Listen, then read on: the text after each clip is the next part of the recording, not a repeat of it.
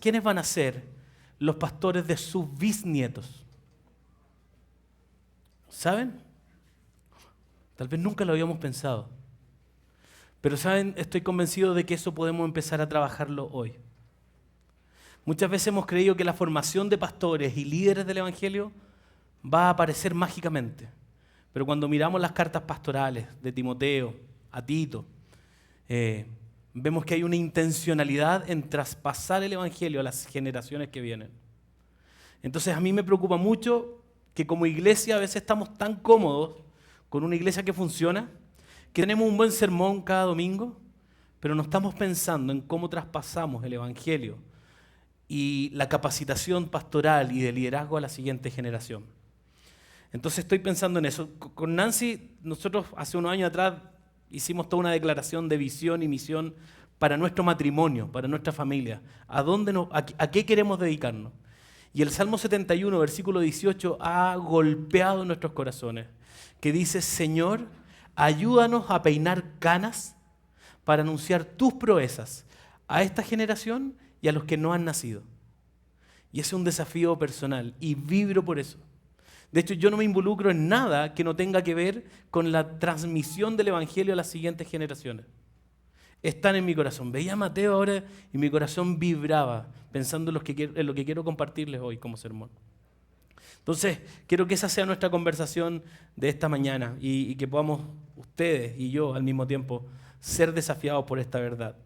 Y cuando escribí este sermón, pasó hace poco, no sé si ustedes vieron las noticias, si les gusta el fútbol o no, pero Lionel Messi, un futbolista, ¿cierto?, súper famoso, creo que si no te gusta nada el fútbol tal vez no lo conozcas, pero la mayoría sí conoce a Lionel Messi, y se fue del Barcelona, todos impactados, porque hace tiempo venía esta noticia, ya nadie lo creía, y deja el Barcelona y se va al Paris Saint-Germain.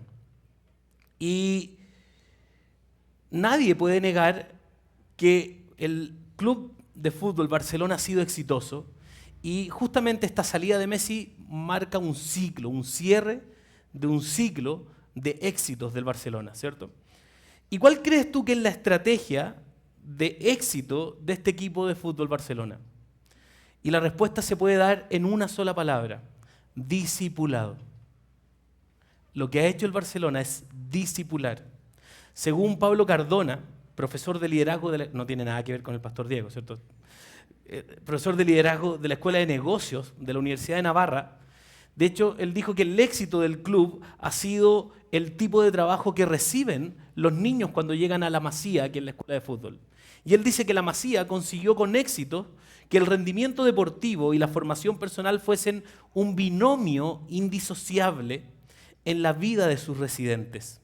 Un mérito que era fruto de un trabajo constante, a menudo a la sombra y silencioso.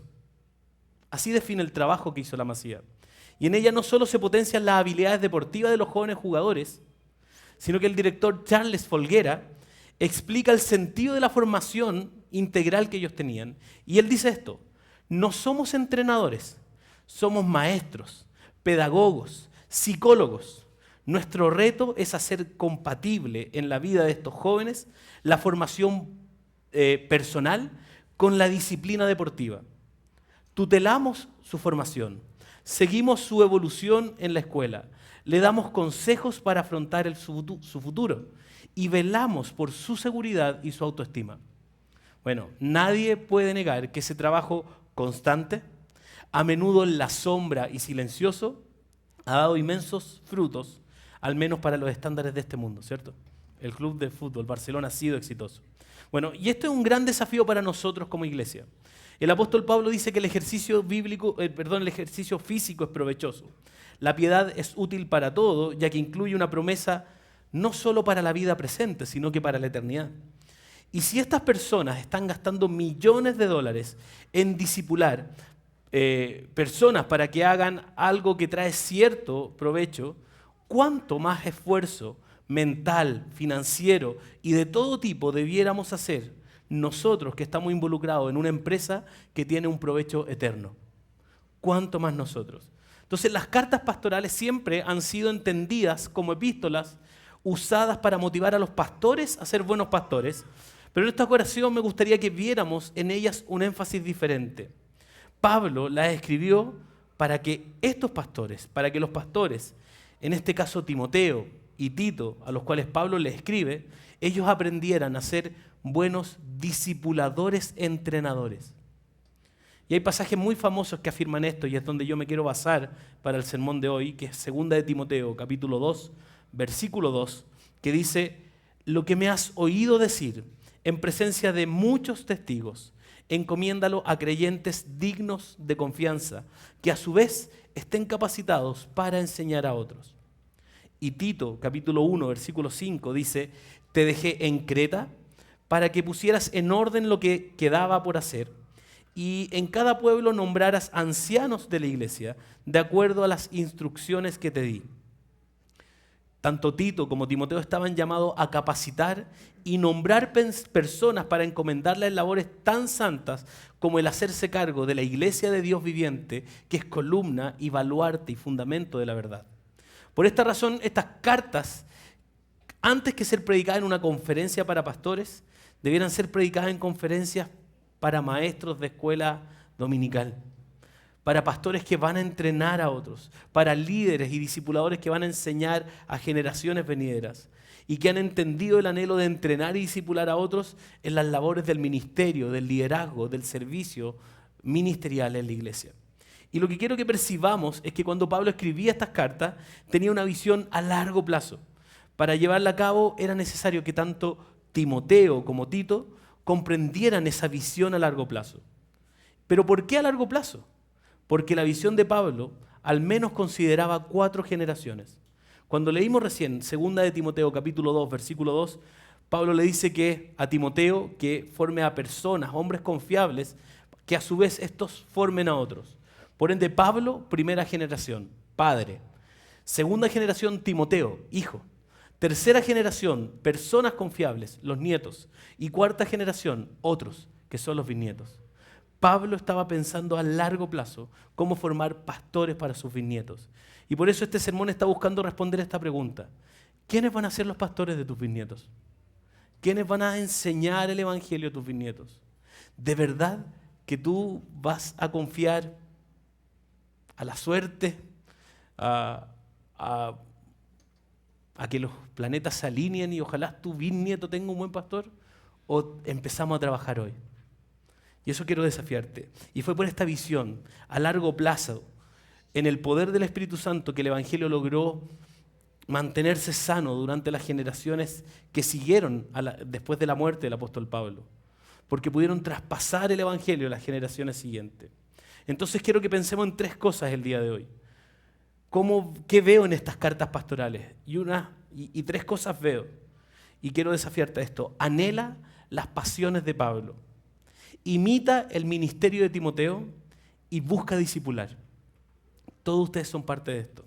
Anhela las pasiones de Pablo, imita el ministerio de Timoteo y busca discipular. ¿Y cómo anhelamos las pasiones de Pablo? Todo pastor, todo líder, todo padre, toda madre, toda persona, de una u otra manera, es un discipulador. Bueno o malo, pero discipulador. Pero discipulador al fin y al cabo. Y por lo tanto, al saber que con todo lo que yo haga o no haga, con todo lo que yo diga o no diga, yo voy a estar discipulando.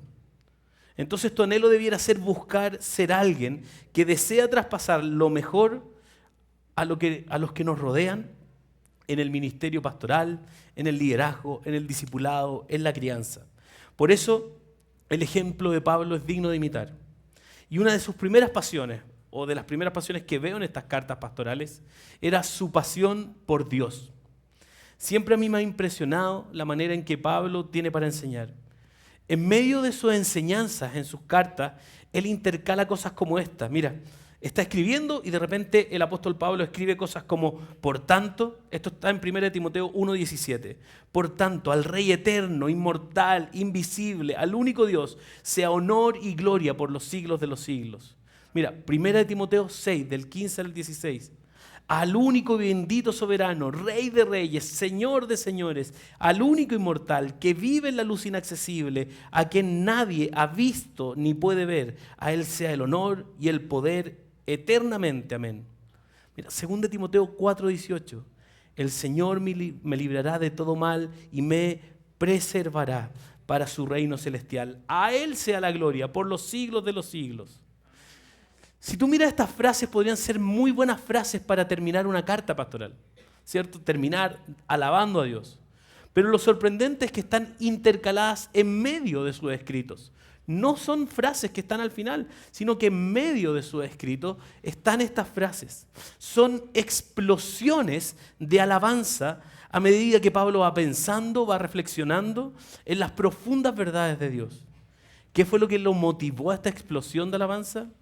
Generalmente el hecho de recordar el testimonio propio y cómo se le fue dado la misericordia a él, o la grandeza de Dios, la humildad de Cristo, la sabiduría del plan de Dios, lo hacían explotar en alabanza. ¿Cuántos pastores y maestros vemos hoy alabando en medio de sus sermones? ¿Cuántos pastores vemos hoy alabando a Dios en medio de los estudios bíblicos, dando gracia por la obra salvadora de Dios? ¿Es algo de la personalidad más expresiva o menos expresiva? En el seminario tuve pastores y amigos que en sus iglesias no era apropiado mostrar pasión y alabanza. Me decían que por ser latino yo era más expresivo y levantaba más las manos en las canciones o gritaba gloria, ¿cierto?, tras algunas de las enseñanzas que se enseñaban. Y esto me sonaba perfecto hasta que yo los vi a ellos en el estadio. Cuando los vi en el estadio me di cuenta que parece que no era algo latino. Ellos, por muy ingleses que eran, levantaban sus manos y celebraban los goles. Entonces no tenía que ver con algo cultural. Era algo cultural que solo pasaba dentro de la iglesia. Y no creo que haya una manera de demostrar tu pasión por Dios, pero sí creo que es muy difícil discipular y traspasar el evangelio a las generaciones siguientes si no tenemos pasión por Dios. Si no estamos apasionados por Dios, va a ser muy difícil, porque de alguna manera brota natural, abierta y libre, sorpresivamente, de tu ser cuando estás apasionado por Dios. Otra de las pasiones que veo del apóstol Pablo es su pasión por la iglesia. Y tal vez no tengo que fundamentar mucho esto, pero la pasión de Dios por la iglesia nace en las explicaciones de las características de los roles de los obispos y los diáconos, las instrucciones a la hora de adorar, cómo debe tratarse el esclavo o el rico. Y está llena de advertencias contra la doctrina insana, está lleno de advertencias de los falsos maestros. Y la razón por la que Pablo escribe estas cartas es para asegurar la salud de la iglesia a las siguientes generaciones. Porque sabe que si la iglesia de Dios no se mantiene saludable, el mundo se quedará sin su único faro y proclamación de la verdad. Iglesia El Redil, si tú te callas, si tú no compartes tu fe, Medellín se queda sin el único faro de luz que tiene, que es la iglesia. Las ciudades están llenas de oscuridad. De hecho, eso es lo que pasó en el arte, eso es lo que pasó en la política, eso es lo que pasó en la ciencia. La iglesia se contrajo, vivió puerta adentro y le entregó a los paganos estas cosas. La ciencia, el arte, la cultura, la política.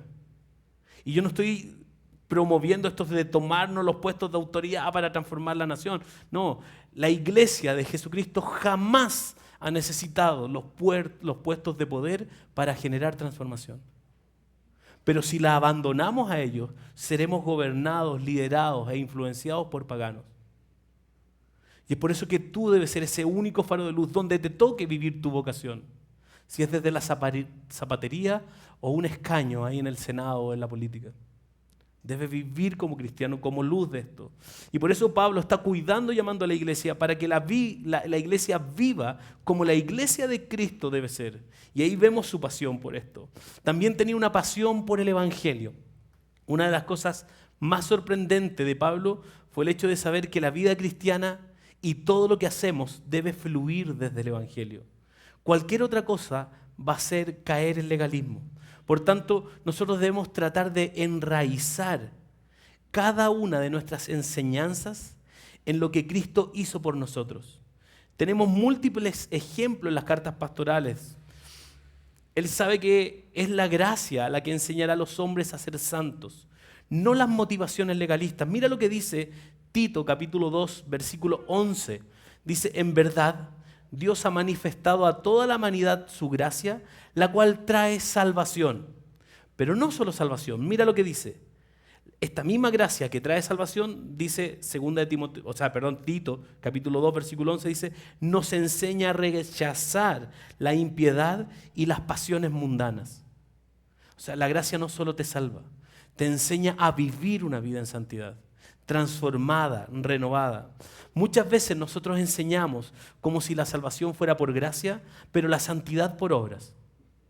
De hecho, es muy común que cuando tú pecas y yo peco, oramos al Señor, nos arrepentimos, pero automáticamente estamos pensando cómo me esfuerzo más para la otra para no fallar. En el fondo, entonces tú no necesitas un Salvador. Lo que te necesitas es esforzarte más. Eso es evangelio por obra. Lo que tú y yo debemos reconocer es que no podemos y necesitamos un Salvador. El evangelio no es ni fácil ni difícil. El evangelio es imposible. Y es por eso que Cristo tuvo que venir a vivirlo por ti. Y lo bueno de esto es que te lo regala. Eso sí que es gracia. Esa es la gracia. Entonces, ¿queremos ser buenos discipuladores? No tomemos atajos. El corazón de las personas no es transformado porque los presionamos a ciertas conductas y prácticas. Cuando tú miras la Escritura, tú ves que, de hecho, inclusive nosotros podemos usar la Biblia legalistamente. Como pastores, cuando la iglesia está bajando su ofrenda, Malaquías 3, el comodín de Malaquías 3. Toda la nación me ha robado. Es bueno para poder manipularle y ustedes estén más conscientes y se pongan más generosos. Cuando nos están evangelizando, id y haced discípulos. Sale un sermón de eso. Pero muchas veces es una manera legalista de usar la Biblia. Parece bíblica. Yo me acuerdo cuando era adolescente y yo iba a salir, mi mamá me decía, pórtate bien que hay una nube de testigos, me decía.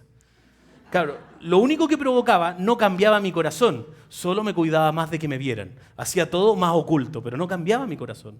Porque aunque es bíblico, que hay una nube de testigos, me lo está diciendo legalistamente.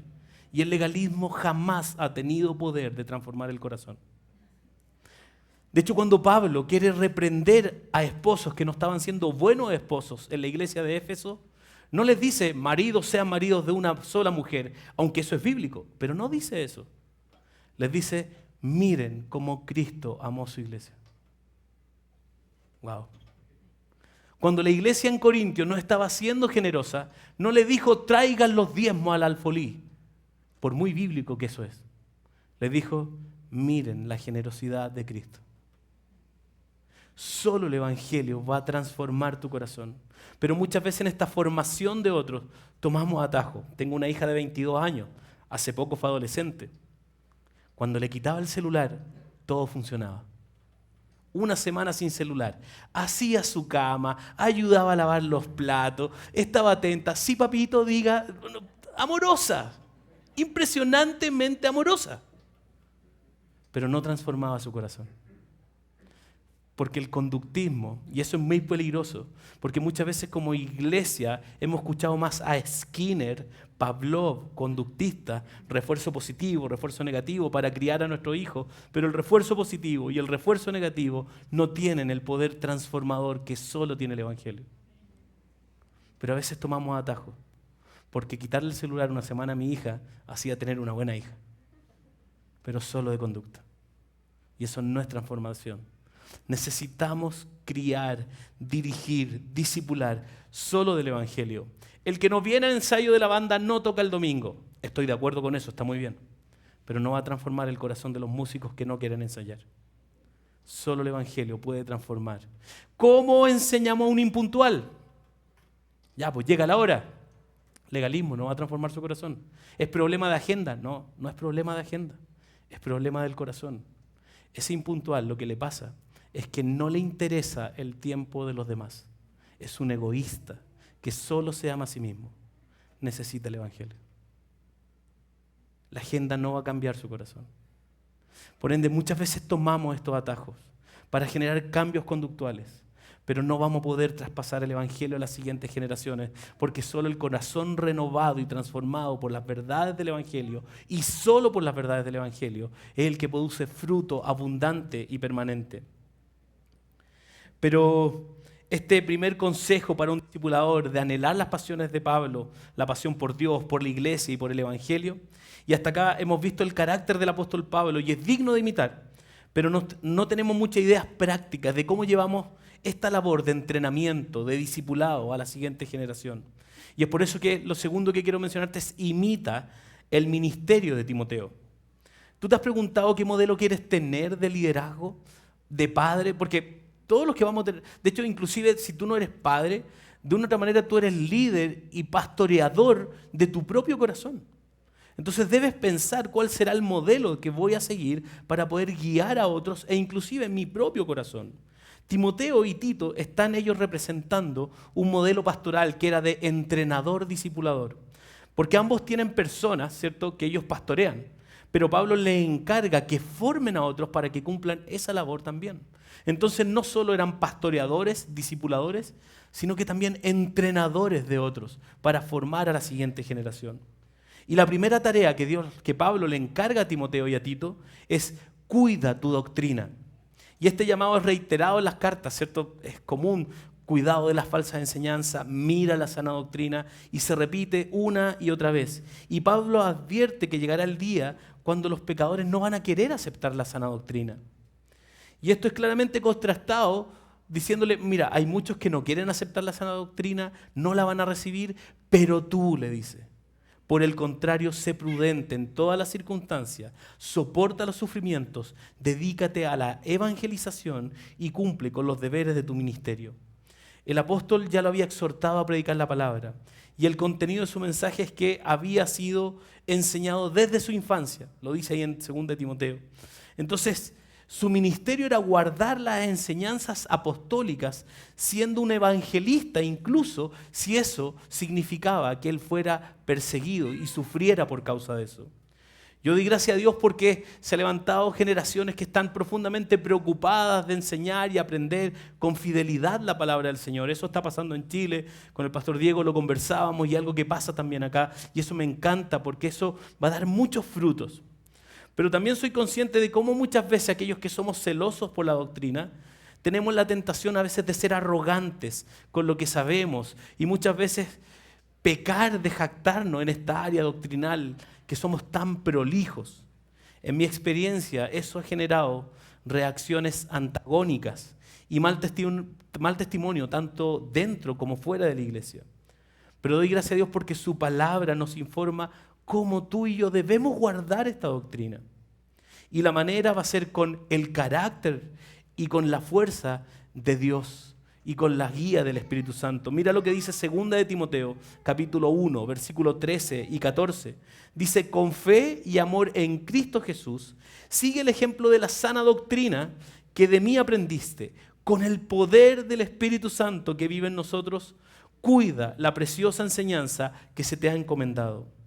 Sin importar lo que pase, Timoteo debía guardar y cuidar lo que se le había encomendado, pero con fe y amor, pero con la ayuda del Espíritu Santo.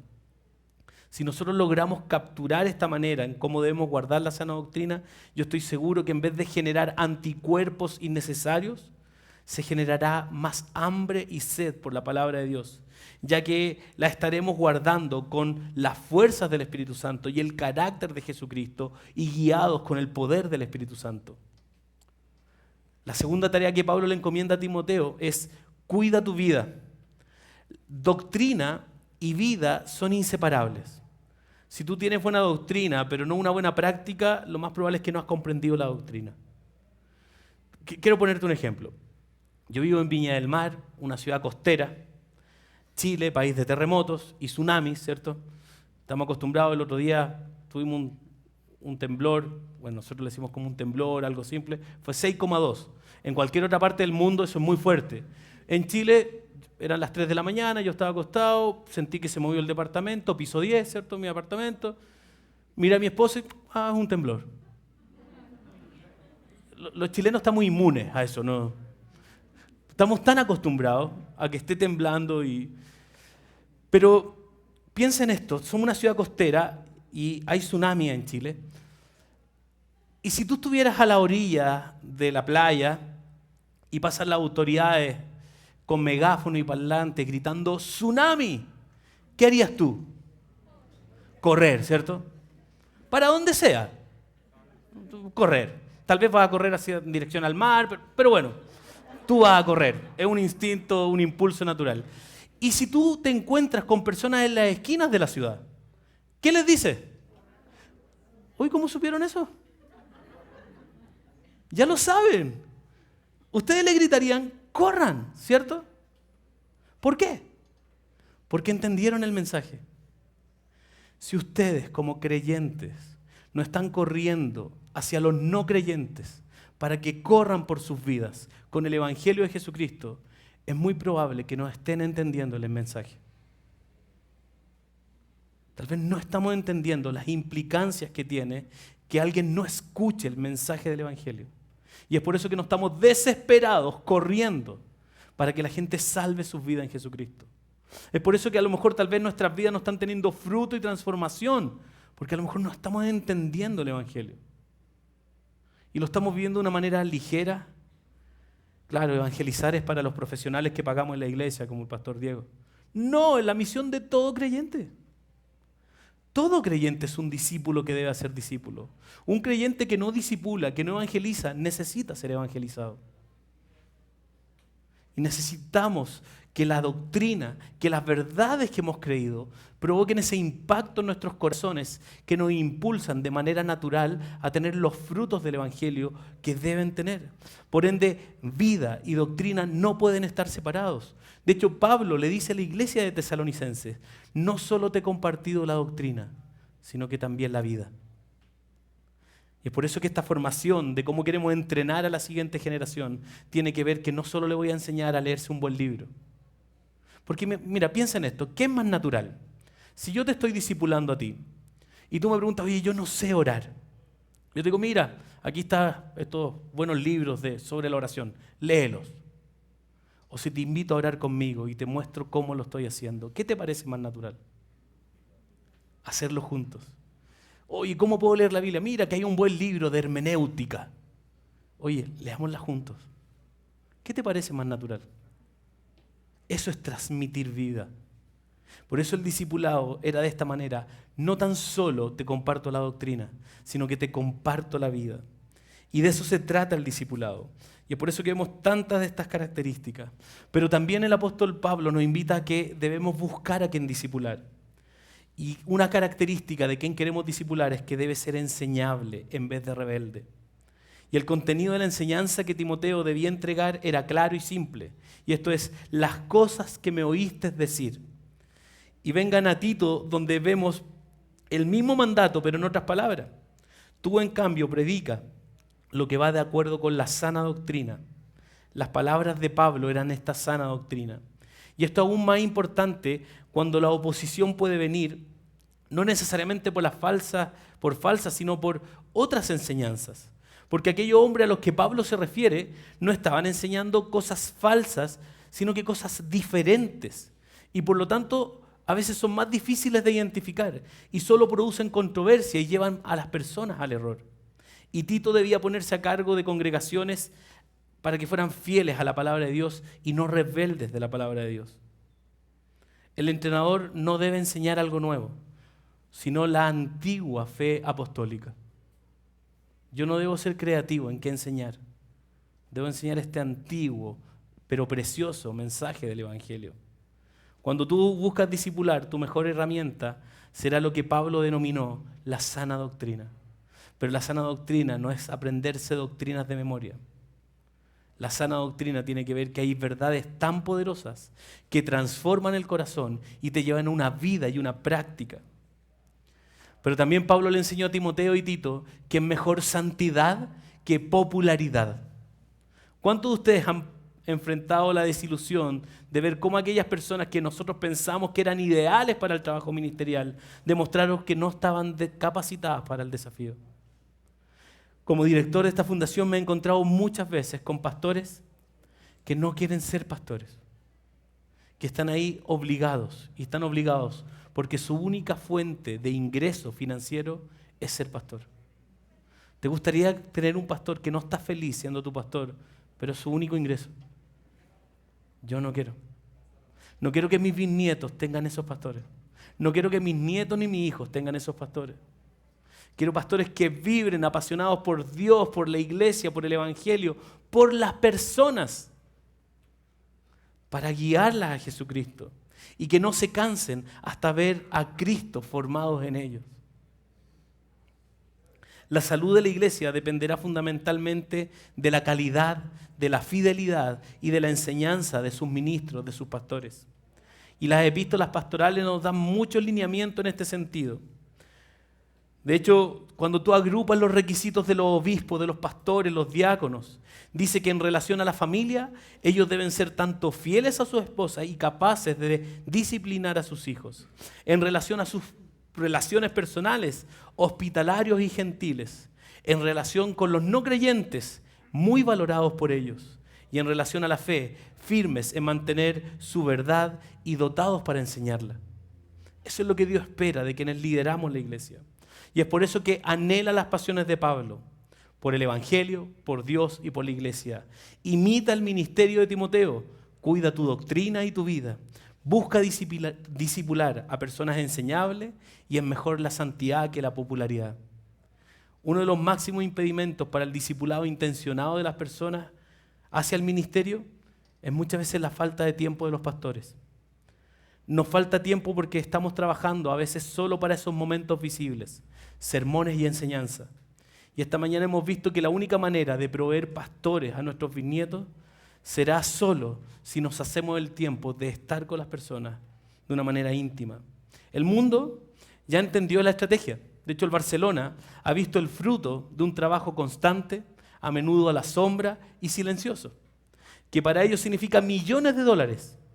Oro al Señor para que levante una generación de obreros del evangelio que decidió hacerse el tiempo para invertir en un trabajo constante, a menudo silencioso y a la sombra, pero que va a dar fruto no de millones de dólares, sino que de millones de vidas entrando a una eternidad con Dios porque alguien quiso hacer el trabajo silencioso y a largo plazo, invisible, de entrenar hombres y mujeres fieles, santos y apasionados por el evangelio. Yo quiero invitarte, iglesia al Redil, a que tú y yo vamos a ser una iglesia que está apasionada por transmitir el evangelio a la siguiente generación. Esto no es de los ministros pagados, solo la responsabilidad. Es de una iglesia. Quedamos reflexionando entre la primera reunión y estas dos celebraciones con el pastor Diego y hemos descubierto y llegamos a estas mismas conclusiones de que mientras nosotros nos toca pastorear a la iglesia, Dios nos está pastoreando a nosotros por medio de ustedes. Y esto es un pastoreo mutuo. No lo hemos alcanzado. Necesitamos un Salvador. Necesitamos de hecho, que rico sería que hubiera un gimnasio donde tú vas y generas pasión por Dios en tu corazón. No, solo Dios puede encender esta llama en nuestros corazones. Él solo puede avivar los corazones para que estemos apasionados de formar a la siguiente generación de obreros del evangelio. ¿Quién va a ser el pastor de tus bisnietos? ¿Quién va a ser? Hoy día ustedes pueden comenzar. Yo doy gracias a Dios por ustedes, por Iglesia del Rey, por esta visión de plantar nueva iglesia.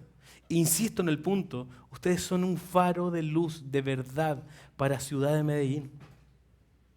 No apaguen esta llama, no escondan este candelabro de luz debajo de la mesa.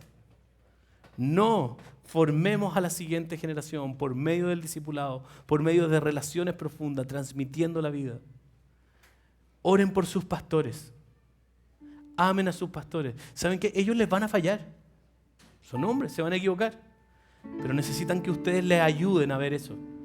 Para ellos en humildad reconocer y correr al Salvador de nuevo. Si hay algo que me gusta del evangelio, es que cada vez que he fallado y he ido al Señor, Él no me ha dicho, ¿y tú aquí de nuevo? Nunca he hecho eso. Siempre me ha recibido. Siempre me ha amado. Por eso el evangelio siempre es de nuevas oportunidades. ¿Qué estás haciendo con tu formación de otros? ¿Qué estás haciendo con tu crianza? ¿Qué estás haciendo con tu vida? Ser un cristiano que madura es un cristiano que no solo se sirve de la iglesia. Ustedes tienen una buena iglesia acá. Y donde es tan buena, es muy cómodo y fácil servirse de ella. Y no estar dispuesto a servir a ella. La iglesia no es un hotel, no es un resort al cual tú vas. Por ejemplo, si tú vas a un resort y ves un enchufe de la corriente que no está funcionando, tú no vas a ir a la ferretería a comprar las herramientas para repararlo, no, ¿cierto? No harías eso. Tal vez avisas, tal vez. Muchas veces vivimos la iglesia de esa manera, como un resort. Voy, me sirven. La iglesia no es eso. La iglesia es tu casa. En tu casa, si un enchufe no funciona, tú vas, arreglas, o por lo último tú contratas y lo vienen a reparar. Pero te haces cargo. Eso es la vida de la iglesia. Y esta formación de los pastores para tus bisnietos, no están a cargo el pastor Diego, el pastor Cristian, los pastores que están acá. No, si bien ellos tienen un rol importante, pero no son solo ellos. Son ustedes la congregación que debemos animar, fortalecer, invertir, despojarnos de tiempo, de recursos, de dones para formar a la siguiente generación de obreros del Evangelio.